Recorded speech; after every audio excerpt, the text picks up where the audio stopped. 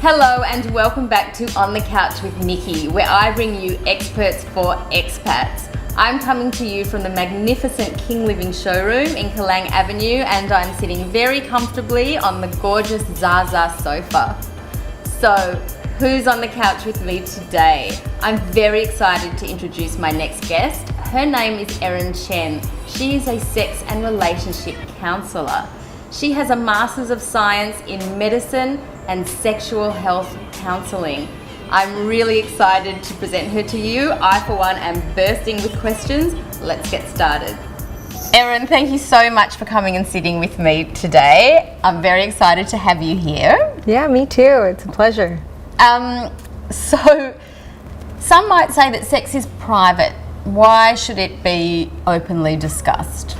We don't really have conversations anywhere in our lives about sex, but for the most part, sex is pretty taboo, and I think there isn't a should. It's not like we must have conversations about sex. It's not like you should talk about sex. It's more that over time we're seeing kind of the impacts of not being able to talk about it. So it's more of an encouragement to start to try to have conversations about sex. People still need to feel as though they're in a safe space Correct, to even discuss it. Yeah. There were problems in the bedroom. I had a friend who used to refer to her sexual intercourse with her husband as community service. Yeah. Something that she had to do to keep him happy. Man does not live on bread alone, all of that. But her sexual pleasure derived from it was non-existent, and she didn't even expect it to.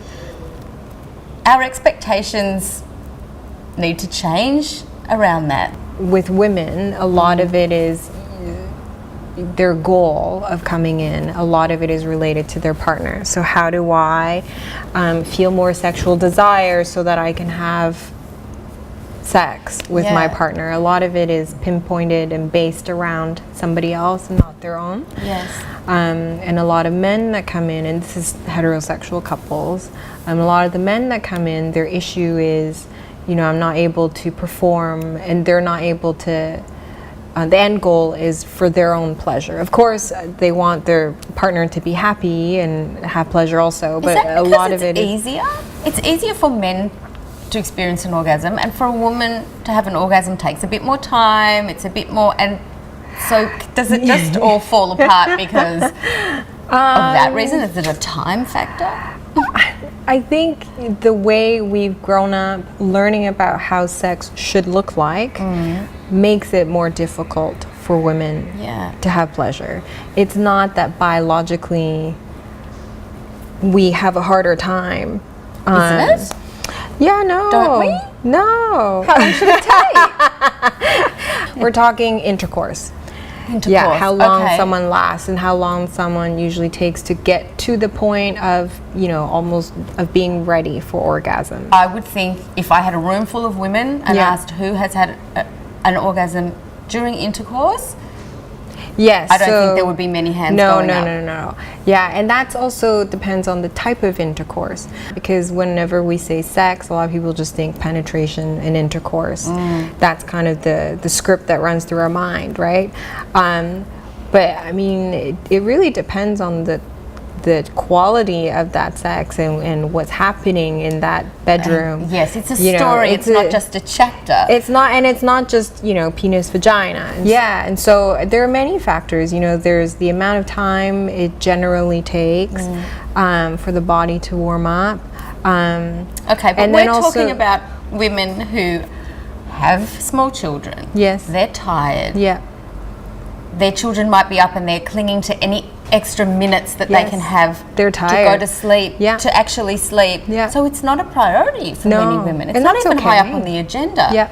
It's just, I need to be a wife, I need to be a mother, I'm tired, I'm not looking my best, I don't feel particularly attractive in myself. How's my partner going to feel looking at me because I'm just such a wreck? That is not a good recipe for a healthy sexual dynamic in the bedroom. And so even in that, right, the assumption is we should be having sex regularly.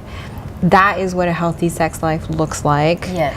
That's very important to a relationship. All these, beliefs. But what I'm saying is what healthy looks like is very unique to the couple themselves.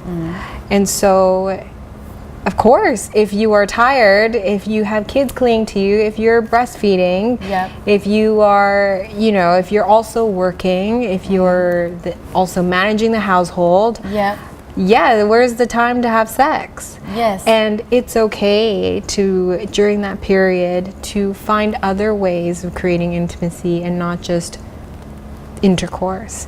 But what that requires is really us making the effort to change that paradigm first with our partners and also with ourselves, because that's like a very strong view of sex that we've grown up with, and it creates a lot of pressure for women.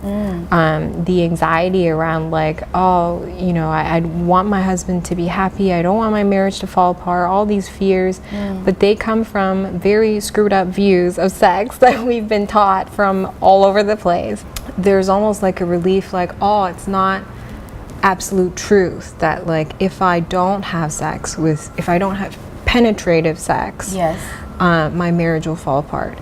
In saying that, and so then there's a compatibility with sex drives as well. If you've got a low sex drive and your husband has a high sex drive, that can cause... Or the other way around. Do you think that generally men have a higher sex drive than women? I think that is the common thought. I think we need to remember that sex drive is dynamic and it changes through life, and it depends on a lot of factors. So like our health, stress level, which for men can be really high. Exactly. Kids, how old your kids are. Also, I've got women who want it and the men can't deliver. Yeah, so it happens the other way around. But there's a lot of myth busting that needs to happen There's here. So many myths. It's not a linear discussion. I'm glad you're asking these questions because it gives an opportunity to bust these types of myths. But these questions that come to me through my forum are anonymous posts. Right. Yeah. People don't want to talk about it openly. No. They don't want to talk about it publicly, which is why I'm doing this, to be able to give answers to people who are sitting there watching, saying, yes, that's me.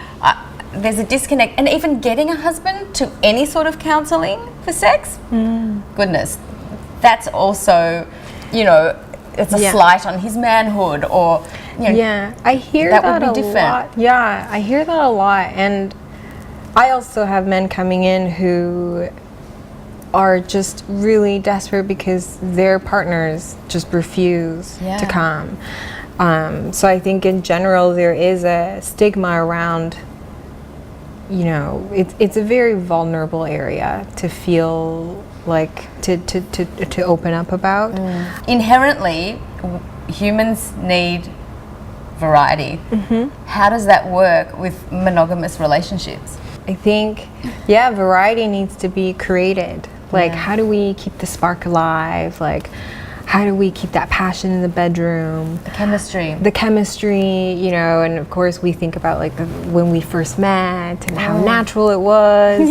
Just to remember that sex drive, sexual preferences, they're not something that's like constant and fixed throughout life. So it ebbs and flows, depending on health, depending on our life stage. And so when we find that, oh no, something's not working or it's not like the way it used to be, expect it, because it's normal. Point actually to expect change, because life is forever changing. And to expect that things are obviously going to change.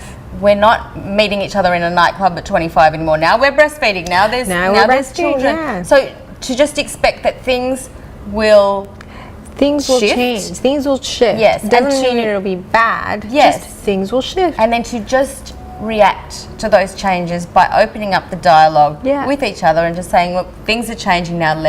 Let's talk about this and embrace the change so that we can make it through. People are very good at problem solving. Acknowledging like, oh yeah, it's normal. It kind of people start to then, they're very good at figuring out solutions. So what are some solutions that you could offer up to each other in those times? Fun exercise that people can do is called a sexual bucket list. Yep. So you can Google them, and there are lots out there, and it kind of just goes through, different things you can do, different ways you can make each other feel. It's a really nice exercise even just to do with yourself. Yeah. Just to reflect on like, oh yeah, like I do fantasize about that, but I'm not quite ready to do that in real life. But how can we take elements of that fantasy into the bedroom? Yeah. And even opening up that discussion is hard, but then so the lists help because then you kind of each do your thing and write down your notes, and then you can compare. And so you'd be surprised. I'm comfortable doing this, but I'm definitely not comfortable doing that, and that's okay. But at least we're talking about it. Exactly. Or like, I'm curious about it, but I'm not quite ready to do it. Yeah. I've always wondered about this, and then your partner might say, "Me too. Yeah. Let's research this together." Yeah. Exactly. Or okay, let's put that in our maybe list. You know, and then when the question comes, like, okay, how do we make things more interesting? Maybe we look at the maybe list. Yes. Yeah, and you never know. Like a lot of times because we don't talk about it, there's a lot of assumption around, oh no, my partner will never go for that. Yeah. You don't know until you compare that list. Yeah, and you it could never avoid know. a lot of issues down the track if you are able to discuss that together. Exactly. And explore new opportunities together. For pleasure. Yeah, and I always say, it's a life skill. So they've done studies where they looked at older couples. And so what studies have shown is couples at that life stage, the ones that are more satisfied with their sex life, they actually had a more flexible view of what sex is earlier on in their relationship. So it wasn't always just intercourse. So it's almost like they practice that life skill of communicating and problem solving and kind of finding other ways. So let's say sex toys, for instance.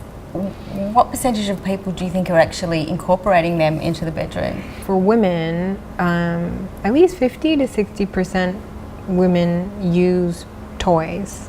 On their own or with their partner? Their own. I know heterosexual women have a fear around like, oh no, is this gonna make my husband feel like it's replacing? I have a friend whose husband categorically says, I don't want you using that. Yeah. Because it's a reflection on his manhood, and he has mandated that she get rid of it. Does not, right. Yeah. Yeah, and there's some men who are like, go for it, you know, I love seeing you like having pleasure, and how do we incorporate this? Yeah, so it's again, it goes back to that conversation around. It's all based around communication, isn't it? Just talk about it. Yeah. Know the playing field. Yeah. Know where the lay of the land is, and if there are some incompatibilities or differences of opinion, like with anything else, let's find a way around that, or incorporate somebody else to facilitate discussions. Yeah, we're kind of just starting to demand and communicate what it is that we want. Yes. And so there's a movement. There's a movement. Yes, and it's the same, you know, in work, wages, etc., and in sex. Thank you so much for coming and sitting on this Zaza sofa with me. Very comfortable. Very comfortable. Yes, and we'll have you back soon. Thanks so much for coming. Thank you, Nikki. Thank you. Well, what an endless list of topics there are to discuss here. I think the takeout for all of us is to just start talking, start communicating, start the dialogue, the discussion about sex and your sexual environment, so you can find a positive and mutually beneficial way forward in the bedroom. Thank you so much for watching another episode of On the Couch with Nikki. Thank you to King Living, who started designing sofas and lounges 41 years ago, so they know what they're doing. It's an awesome showroom. I'll see you next time. Thanks very much, everyone.